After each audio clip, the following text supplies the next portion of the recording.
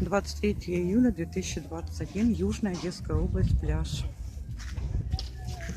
9 утра. Дело в том, что заходишь в поликлинику уже.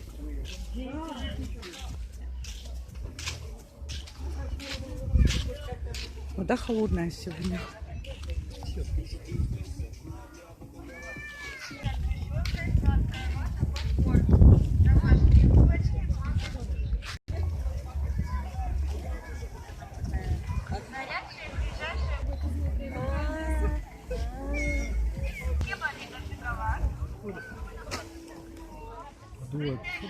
Соленая выпечка.